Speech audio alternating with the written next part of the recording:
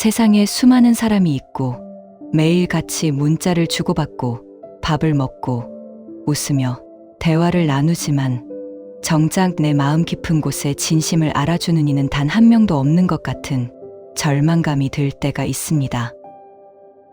이런 날엔 참 지독한 고독감이 밀려옵니다.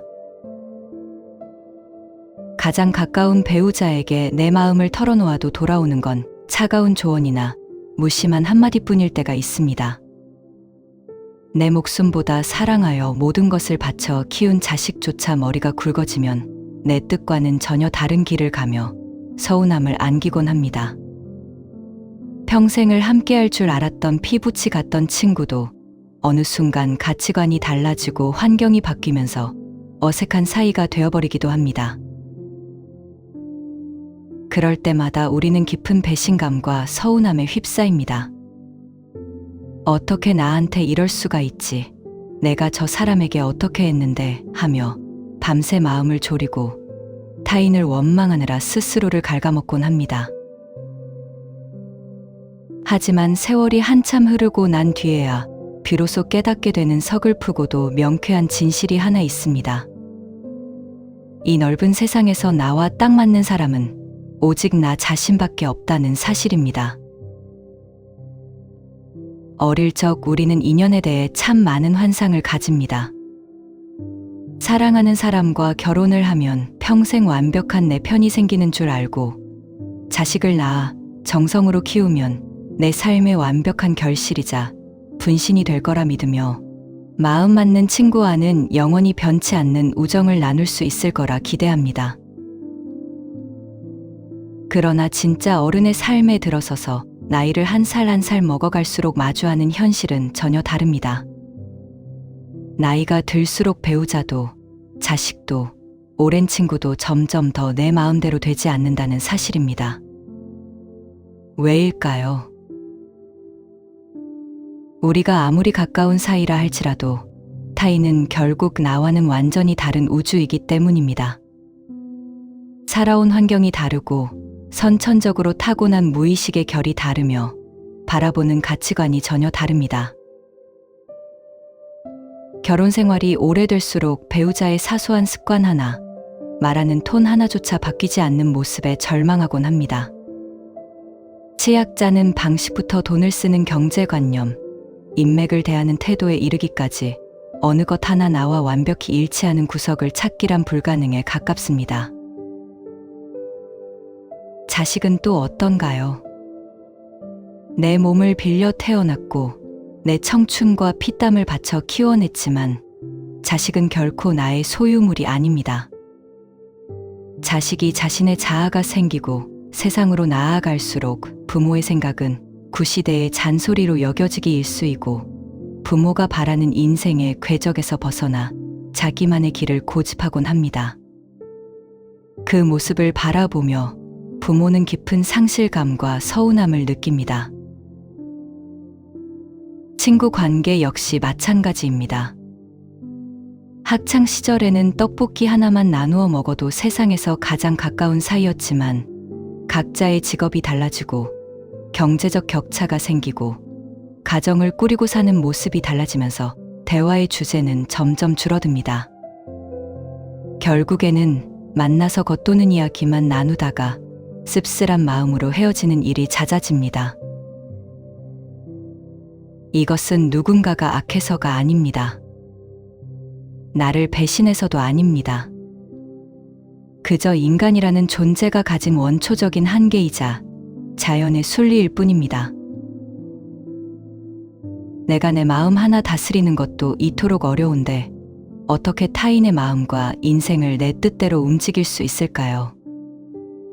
배우자든 자식이든 친구든 내 마음대로 다듬으려 하는 순간 관계는 지옥이 됩니다. 타인이 내 뜻대로 되지 않는다는 것은 지극히 정상적인 일임을 인정하는 것, 그것이 어른이 되는 첫 번째 관문입니다. 19세기 철학자 쇼펜하우어는 인간관계를 고슴도치에 비유했습니다. 추운 겨울날 고슴도치들은 추위를 피하기 위해 서로에게 가까이 다가갑니다. 하지만 가까이 다가가면 다가갈수록 서로가 가진 날카로운 가시에 찔려 깊은 상처를 입게 됩니다. 가시에 찔려 아파서 놀라 멀어지면 이번에는 지독한 추위와 외로움이 찾아옵니다. 그래서 다시 다가가고 또 상처를 입고 멀어지기를 반복하다가 마침내 서로에게 상처를 주지 않으면서도 적당한 온기를 느낄 수 있는 적당한 거리를 찾게 된다는 이야기입니다. 우리 인간의 삶도 이 고슴도치의 처지와 너무나 닮아 있습니다. 혼자 있으면 지독한 고독과 외로움이 밀려와 누군가의 온기를 그리워합니다. 누군가 내 옆에 있어서 내 이야기를 들어주었으면 좋겠고 온기를 나누었으면 좋겠다고 생각합니다. 하지만 막상 누군가와 깊은 관계를 맺고 함께 살아가기 시작하면 이번에는 괴로움이 시작됩니다. 상대방의 타성에 적응해야 하고 내 자유를 제한당해야 하며 나와 다른 상대의 가치관과 계속해서 충돌해야 하기 때문입니다. 혼자 살면 외롭고 함께 살면 괴롭다. 이 명제는 인간이라는 존재가 짊어진 거스를 수 없는 숙명과도 같습니다. 많은 이들이 외로움을 견디지 못해 덜컥 누군가를 내 삶 깊숙이 들이거나 타인에게 과도하게 의존하곤 합니다. 하지만 외로움을 피하기 위해 맺은 관계는 더 큰 괴로움과 절망으로 돌아오기 십상입니다. 상대방이 내 외로움을 완벽하게 채워줄 수 없다는 사실을 깨닫는 순간 혼자 있을 때보다 더 큰 고독감을 느끼게 되기 때문입니다. 지혜로운 어른은 혼자일 때의 외로움과 함께일 때의 괴로움 사이에서 균형을 잡을 줄 아는 사람입니다. 외롭다고 해서 아무나 내 삶의 울타리 안으로 들여놓지 않고 함께 있다고 해서 상대방에게 완벽한 이해나 온기를 요구하지 않습니다. 외로움은 인간이라면 누구나 평생 짊어지고 가야 할 삶의 기본값임을 수용해야 합니다. 외로움을 무작정 타인으로 채우려 하지 않을 때 비로소 관계에서 오는 괴로움으로부터 자유로워질 수 있습니다. 살다 보면 한때는 둘도 없이 가까웠던 인연이 어느 순간 서서히 멀어지거나 순식간에 남보다 못한 사이가 되어 끊어지는 경험을 하게 됩니다.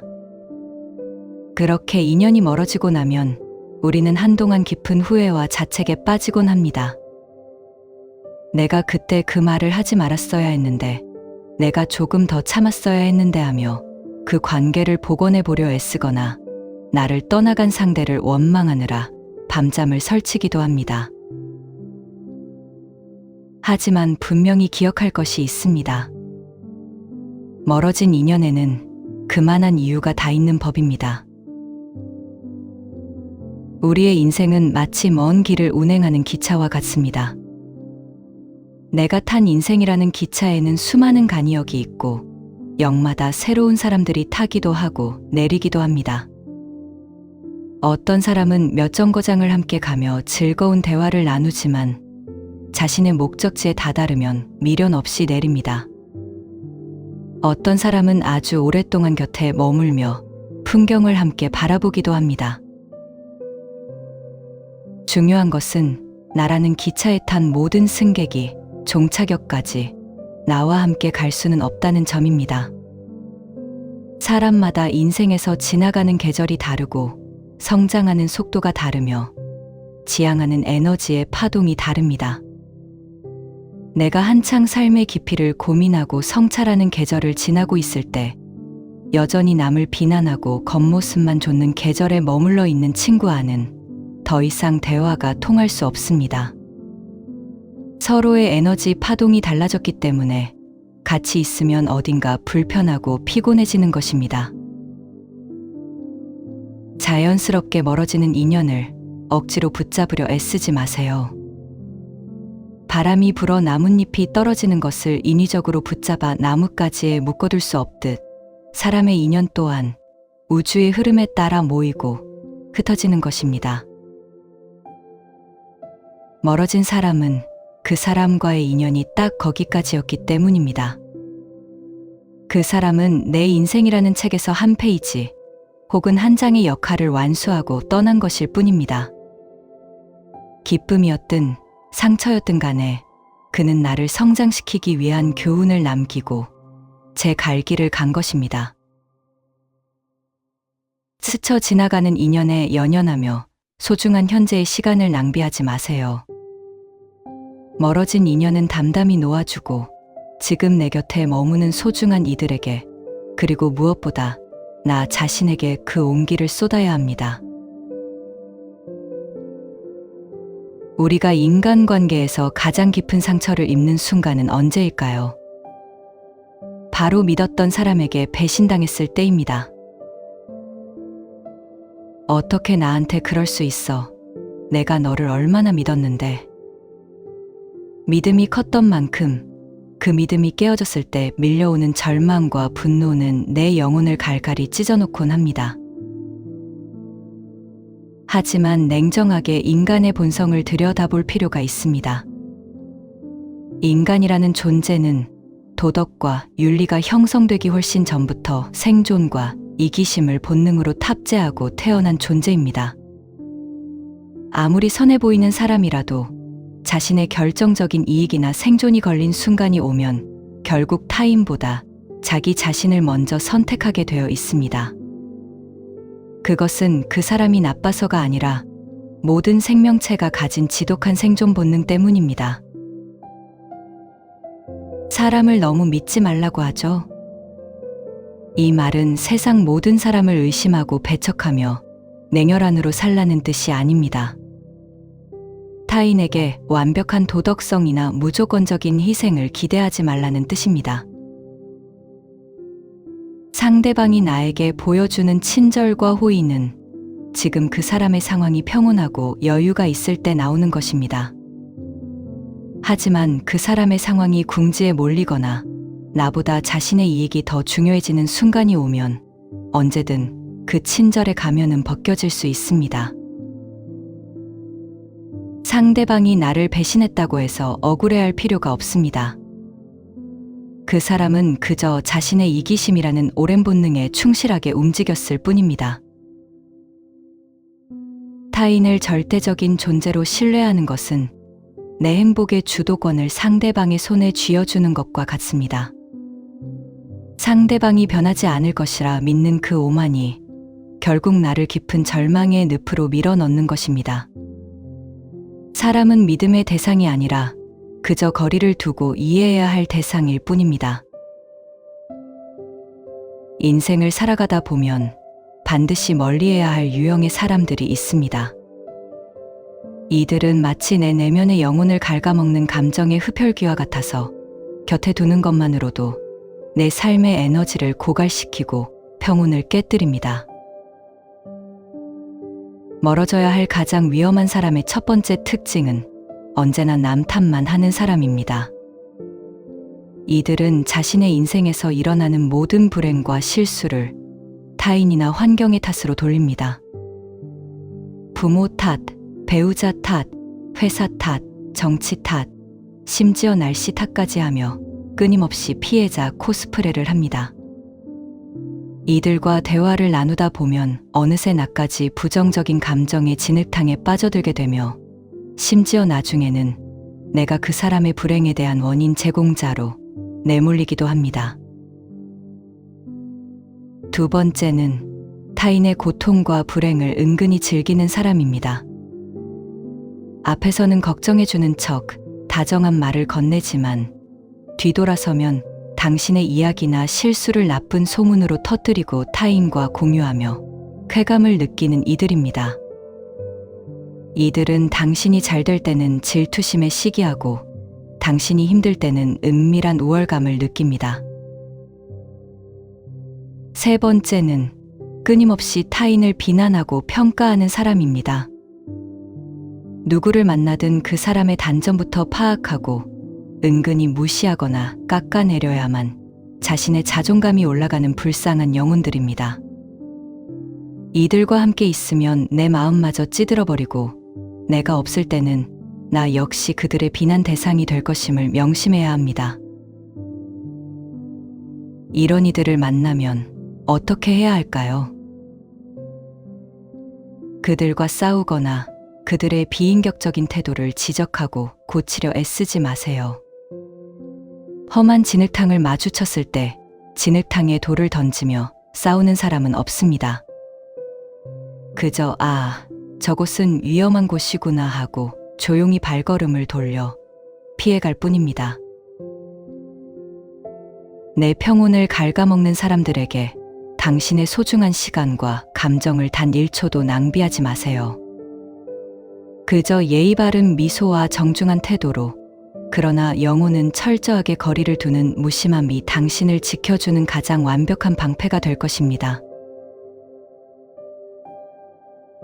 우리가 삶에서 느끼는 대부분의 서운함과 분노, 그리고 상처는 상대방이 만든 것이 아니라 사실은 내가 상대방에게 품었던 과도한 기대가 만들어낸 환상입니다. 내가 이만큼 해줬으니 저 사람도 나한테 이만큼은 해주겠지. 내 가족이라면 당연히 내 마음을 알아줘야지. 친구라면 내가 힘들 때 먼저 손을 내밀어 줘야지. 이런 당연하다는 생각과 기대감이 바로 모든 비극의 씨앗입니다. 내가 상대방에게 100만큼의 호의를 베풀었다고 해서 상대방이 나에게 100만큼의 감사나 호의로 보답할 의무는 어디에도 없습니다. 내가 베푼 것은 나의 선택이었을 뿐, 상대방에게 보답을 강요하는 순간 그것은 호의가 아니라 거래이자 집착이 됩니다. 상대방이 내 기대에 미치지 못한다고 해서 화를 내는 것은 마치 사과나무 아래 서서 왜 포도가 떨어지지 않느냐고 화를 내는 것과 같습니다. 상대방은 원래 그런 사람인데 내가 내 마음대로 그 사람에게 이상적인 기대라는 프레임을 씌워놓고는 스스로 실망하고 상처받는 것입니다. 인간관계에서 상처받지 않는 가장 확실한 비결은 타인에 대한 기대를 제로로 만드는 것입니다. 누군가 나에게 친절을 베풀어주면 참 고마운 일이구나 하고 진심으로 감사하되 당연하게 여기지 마세요. 반대로 누군가 나에게 무심하거나 섭섭하게 굴더라도 원래 인간이란 자기중심적인 법이지 하고 넘겨버리는 것입니다. 기대가 없으면 실망도 없습니다. 타인에 대한 기대를 내려놓는 순간 신기하게도 내 마음에는 엄청난 자유와 평온이 찾아옵니다. 상대방이 나에게 해주는 아주 사소한 배려 하나에도 진심으로 감사할 수 있게 되고 상대방의 무례함이나 무심함에도 내 마음의 결이 흔들리지 않게 됩니다. 타인은 내 기대를 채워주기 위해 세상에 존재하지 않습니다. 그들도 그들만의 삶을 살아가느라 바쁜 약한 존재일 뿐입니다. 타인에게 향해 있던 기대의 시선을 거두고 그 기대를 오롯이 나 자신에게 돌리세요. 많은 이들이 혼자 있는 시간을 두려워합니다. 혼자 있으면 세상에서 버림받은 것 같고 내 삶이 쓸쓸하고 실패한 것처럼 느껴지기 때문이지요. 그래서 의미 없는 모임에 나가 시간을 낭비하거나 그다지 내키지 않는 사람들과 어울려 겉도는 대화를 나누며 시간을 때우곤 합니다. 하지만 단언컨대 인생의 진짜 변화와 성숙은 오직 혼자 있는 시간에만 이루어집니다. 철학자 니체는 자신과 홀로 있지 못하는 자는 영혼이 빈곤한 자라고 말했습니다. 시끌벅적한 사람들의 무리 속에 있을 때 우리는 타인의 욕망을 내 욕망으로 착각하고 타인의 시선에 맞추어 연극을 하느라 정작 내 내면의 소리를 듣지 못합니다. 외로움과 고독은 전혀 다른 감정입니다. 외로움은 혼자 있는 덕분에 느끼는 쓸쓸함과 굶주림이지만 고독은 혼자 있음을 통해 온전히 나 자신과 만나는 풍요로운 시간입니다. 혼자 있는 고요한 시간이 찾아왔을 때 비로소 우리는 내 안에 진짜 나를 마주할 수 있습니다. 내가 진정으로 원하는 것이 무엇인지, 내 삶이 어디로 흘러가고 있는지, 내가 어떤 것에 상처받았고 무엇을 통해 치유받는지를 들여다볼 수 있는 유일한 공간이 바로 이 고독의 시간입니다. 혼자 있는 시간을 견디지 못하고 계속 밖으로 돌며 타인을 찾는 사람은 결코 단단한 어른이 될 수 없습니다. 내면에 뼈대가 없기에 조그만 타인의 비난에도 쉽게 무너지고 타인의 인정과 평가에 목을 매는 삶을 살 수밖에 없습니다. 하루에 단 30분이라도 좋으니 모든 기기를 끄고 홀로 고요히 앉아있는 시간을 가져보세요. 책을 읽어도 좋고 차를 한 잔 마셔도 좋으며 그저 가만히 내 숨소리에 집중해도 좋습니다. 그 혼자만의 시간 속에서 내 영혼의 뿌리가 깊게 내리기 시작합니다. 외로움을 두려워하며 타인을 쫓아다니던 삶에서 벗어나 고독을 즐기며 내 내면을 풍요롭게 채워가는 삶. 그 혼자만의 고독한 여정이 당신의 인생을 비로소 완성해 줄 것입니다. 진정한 어른이 된다는 것은 무엇일까요? 나이가 40이 되고 50이 되고 머리가 희끗희끗해진다고 해서 저절로 어른이 되는 것은 아닙니다. 진정한 어른이 되는 단 하나의 기준은 바로 내 삶에서 일어나는 모든 결과에 대해 남 탓하기를 멈추는 것입니다. 어릴 적 우리는 문제가 생기면 부모를 탓하고 선생님을 탓하고 친구를 탓했습니다.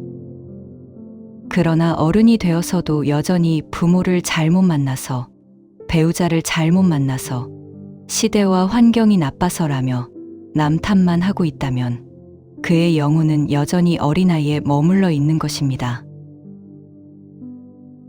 비록 내 삶에 찾아온 불행과 시련이 타인이나 예기치 못한 환경에 의해 시작되었다 할지라도 그 시련을 받아들이고 그 이후의 삶을 어떻게 개척해 나갈지를 결정하는 것은 오롯이 나 자신의 책임입니다.